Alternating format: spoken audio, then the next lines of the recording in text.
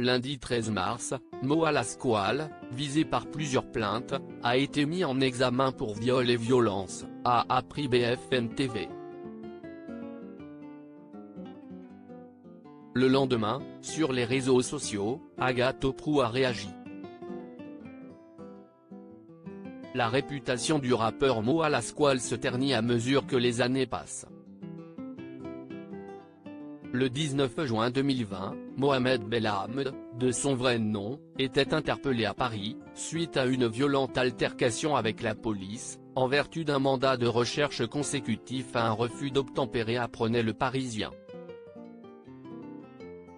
Lors d'un contrôle routier vendredi, les policiers du 18e ont constaté qu'il était visé par ce mandat et auraient cherché à l'interpeller. C'est à ce moment précis que l'artiste aurait pris la fuite à pied. Il a donc été rattrapé par les forces de l'ordre avant d'être menotté. Quelques mois plus tard, l'interprète de Luna est visé par plusieurs accusations pour agression sexuelle et violence.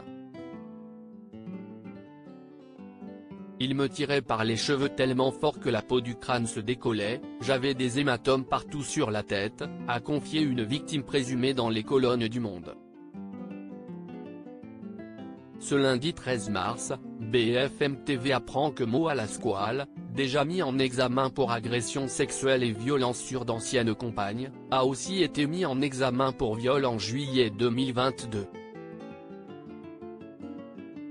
Agathe Oprou monte au créneau sur Instagram quelques heures après la sortie de cette information. Le rappeur a réalisé un démenti par le biais de son avocate, Meélise Arfi. Les faits sont formellement contestés et ne sont d'ailleurs étayés par aucun élément matériel.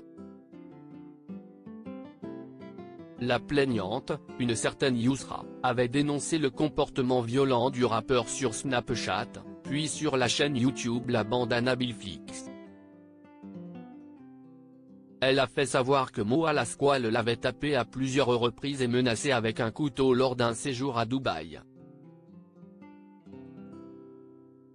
La jeune femme a aussi évoqué un viol qui se serait produit à Cannes et a diffusé une photo d'elle le visage ensanglanté à la suite de coups qui lui auraient été portés à Amsterdam. Autant de témoignages qui ont profondément choqué Agathe Oprou. Ce mardi 14 mars, l'ancienne chroniqueuse de TPMP a pris la parole sur son compte Instagram, en apprenant les nouvelles dérives du rappeur. À combien de streams il va en prison votre pote s'il vous plaît? S'est-elle demandé en repartageant un article d'Hugo Décrypte. Rappelons que le rappeur est en détention provisoire depuis le mois de juin 2022 pour non-respect de son contrôle judiciaire, précise l'AFP.